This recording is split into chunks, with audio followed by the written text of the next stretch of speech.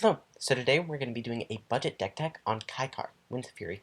So she is a 4-mana, 3/3 bird wizard with flying and Jeskai colors, and she says, whenever you cast a non-creature spell, create a 1/1 white spirit creature token with flying. In addition, she says, sacrifice a spirit to add 1 red mana. So in order to get maximum value, we're going to be doubling up on her creature token creating effects. So to start off with, we have Saheeli, Sublime Artificer. She has almost the same effect, except she makes servos instead of spirits, and in addition, she can -2 to copy any of your important creatures.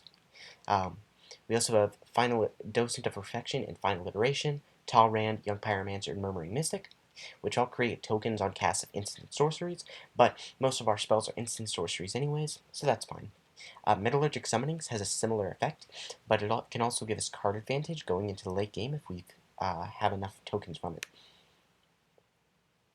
As for some of our cantrips, we have Frantic Search, Magmatic Insight, and Faithless Looting, which all just dig into our deck, draw us cards, make sure that we can get the cards we need. Impulse, Opt, Brainstorm, and Scour All Possibilities, make sure that we can just get the right cards and search through our deck. In addition, Scour All Possibilities and Faithless Looting have Flashback, which make sure that going into the late game, that we can still continue casting spells. We also have some utility cantrips here, so Warlord's Fury and Crash Through help us get through for combat damage. Gutshot and Gitaxian Probe allow us to get value off of Kykar immediately, even if somebody bolts her. Quicken can allow us to cast important spells during our opponent's turns. And Arcane Denial both acts as a 2-mana cantrip and can protect Kykar, or can counter any important spells that our opponents are trying to play.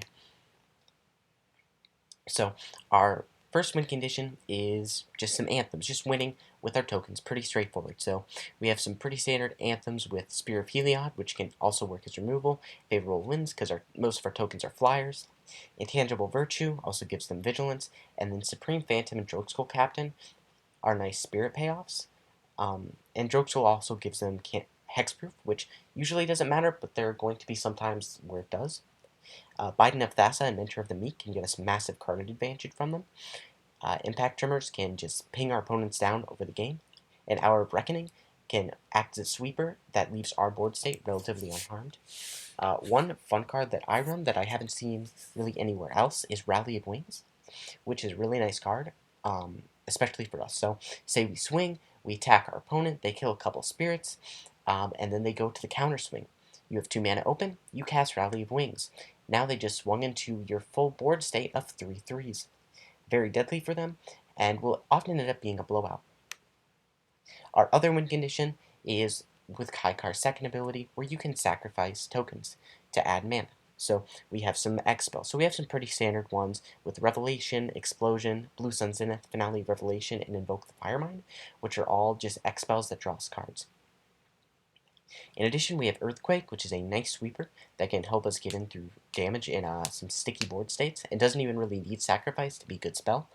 Jai's Immolating Inferno is just standard removal.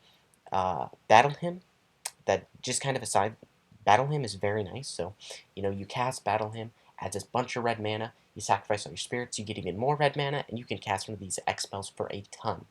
Epic Experiment is very nice and will actually allow you to get a lot more spirits off of it, because even though you're sacrificing a lot of them, you're still going to get more cast triggers. Jai's Immolating Inferno is just removal. Martial Coup is really nice. You sacrifice your entire board, you cast it, you get a ton of 1/1s, and then nobody else has a board state. Finale of Glory is also nice. If you can manage to get it off for 10, you'll be creating 60/60 worth of stats, and you'll usually end up winning the game on the spot.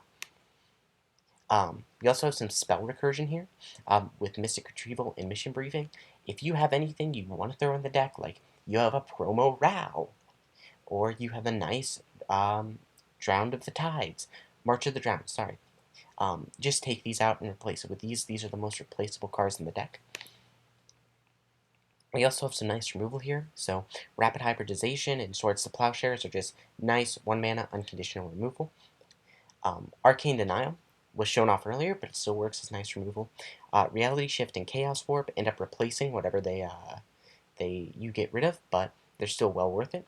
And Winds of Abandon is also nice because while it's a 2-mana sorcery speed Path to Exile, it can also act as a sweeper, which is very nice.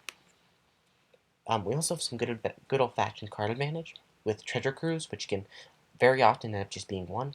Factor Fiction, which if we can play right politics can get us 5. And Distant Melody, which can draw us a stupid amount of cards if we have a lot of spirits.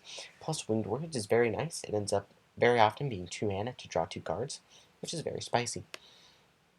We also have just some utility and various stuff. We run the Charms because we can. And they have some nice versatility. With Jeskai Charm, we're usually going to be going for the +1/+1 to go wide. Is it Charm? We'll probably end up using most of them except for the 2 damage, because countering a non-creature spell can protect Kykar, and drawing 2 cards and then discarding 2 cards can help us get the right spells we need. Boros Charm, we're going to be usually going for the Indestructible and double strike because we end up going wide.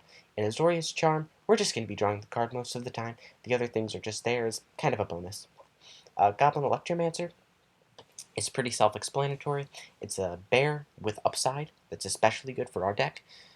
Spirit Bonds can protect any of our important creatures. Mirari Conjecture, just a fun thing. It's a 2-for-1 because you get 2 spells back, and then you get a doubling run, which is very nice. Negate, every blue deck in Commander should be running a Negate. Jaya Ballard is just a nice planeswalker. She's very cheap, and she's also just very good for the deck. Her +1 helps with our ramp plan and with casting a lot of cantrips. Her second +1 can just make sure that we get to the right cards, and her ultimate is going to win the game for us, because giving all of our spells essentially flashback means that all of our cantrips we can double up on. And then Wear and Tear is just good old Boros utility, which often those two things don't go together.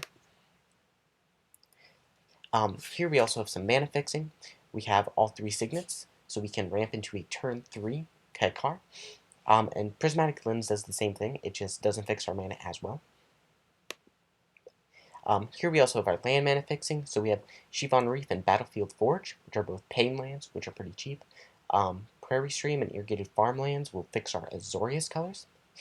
Prairie Stream will often come in untapped, just because of the raw amount of basics we're playing. Irrigated Farmland can cycle later in the game, and Swiftwater Cliffs is just kind of there to fill the gap. And then here we have kind of our 3 color lands, so Terramorphic Expanse and Evolving Wilds are the same card, but they are nice fetch lands. Fetch lands are always nice, and they can get any color we need. The Vivid Meadow, Creek, and Crag all enter the battlefield tapped, and can tap for 1 color naturally, but then give us charge counters so we can add any color. So these add all three of our colors, which is very nice. Mystic Monastery enters tapped and can tap for any of our colors. Command Tower, just the perfect land. Every commander deck should be running it. And Exotic Orchard is also very nice. In a 2-color deck, I wouldn't run this, but because this is 3-colored, somebody is bound to be running red, white, or blue. And then we also have some basics. We have 7 islands, 6 plains, and 7 mountains. And with a price check on TCG Player Optimized, this deck will be coming in at $59.17, which is pretty decent, especially for a commander deck of this power level. Thank you for watching.